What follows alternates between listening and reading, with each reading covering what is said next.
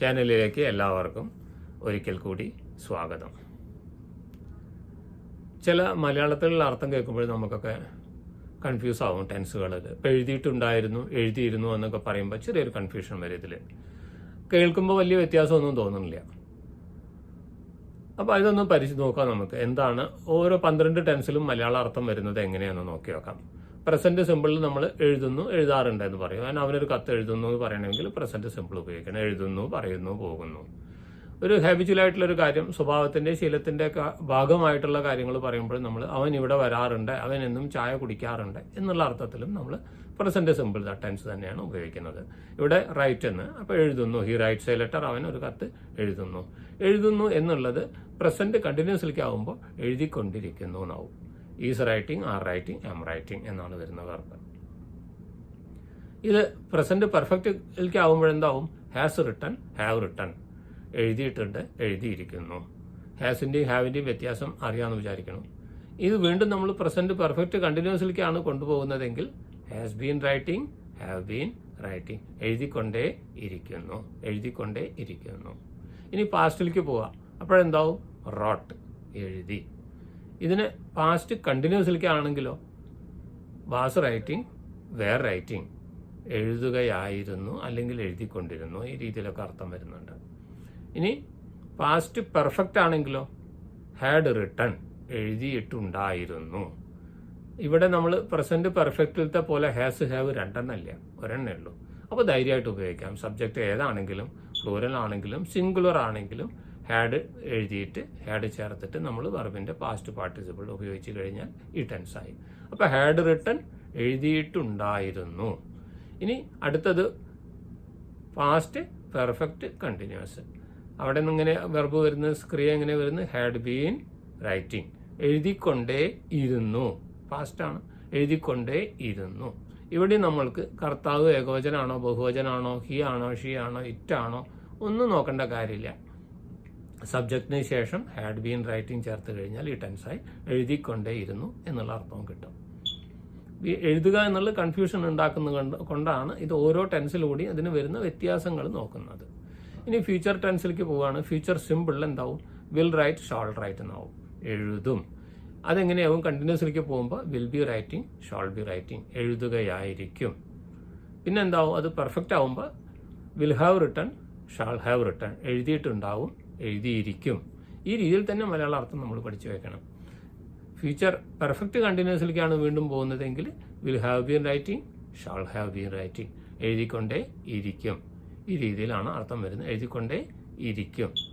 അപ്പോൾ ഓരോ ടെൻസിലും ഈ എഴുതുക എന്നുള്ളൊരു വെർബ് വെച്ചിട്ടാണ്, മറ്റെല്ലാ വെർബും വെച്ചിട്ട് നിങ്ങൾക്ക് ഇതിനെ സെന്റൻസിനെ മാറ്റി മാറ്റി ഉണ്ടാക്കി പ്രാക്ടീസ് ചെയ്ത് കഴിഞ്ഞാൽ അത്രയും ഗുണമാണ്. അത് നല്ലതാണ്, ഒരിക്കലും മറക്കില്ല.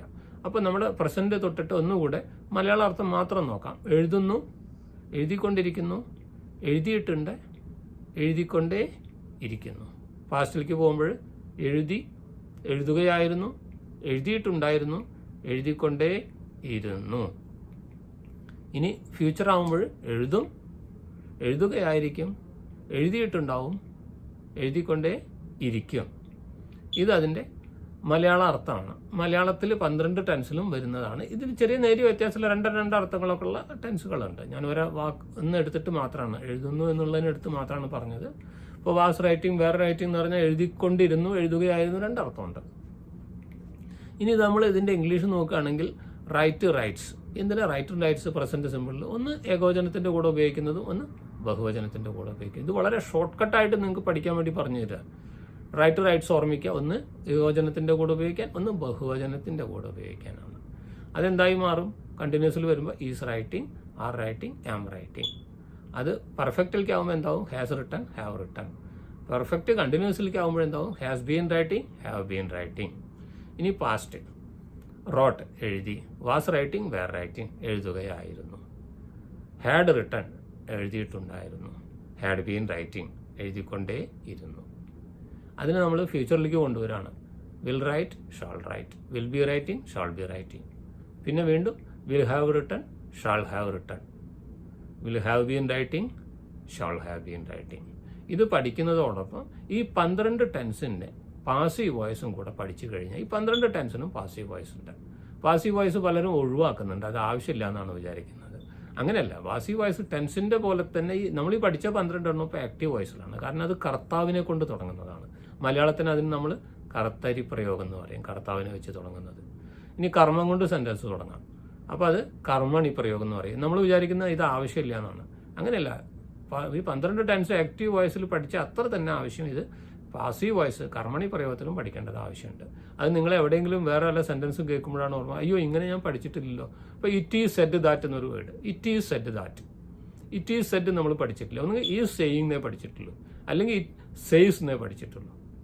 ഇറ്റ് ഈസ് സെഡ് എന്ന് പറയുന്നത് പാസീവ് വോയിസ് ആണ്. പറയപ്പെടുന്നു, അത് നമ്മൾ പഠിച്ചിട്ടില്ല. പറയുന്നു, പറഞ്ഞുകൊണ്ടിരിക്കുന്നത് പഠിച്ചിട്ടുണ്ടാവാം. പറയപ്പെടുന്നു എന്നുള്ള പലരും ശ്രദ്ധിച്ചിട്ടുണ്ടായിരിക്കില്ല, പാസീവ് വോയിസ് ആണ്. അപ്പോൾ പാസീവ് വോയിസ് ഇതിൻ്റെ കൂടെ തന്നെ പഠിക്കേണ്ടത് അത്യാവശ്യമാണ്. ഈ വീഡിയോ ഇവിടെ പൂർണ്ണമാവുന്നു. ചാനൽ ആദ്യമായിട്ട് കാണുന്നവരാണെങ്കിൽ സബ്സ്ക്രൈബ് ചെയ്യാൻ മറക്കരുത്. അതുപോലെ തന്നെ ഇഷ്ടപ്പെട്ടുവെങ്കിൽ ഷെയർ ചെയ്യാനും ലൈക്ക് ചെയ്യാനും മറക്കരുത്. വീണ്ടും ഒരു പുതിയ ടോപ്പിക്കുമായിട്ട് കാണാം. അതുവരെ എല്ലാവർക്കും നന്ദി, നമസ്കാരം.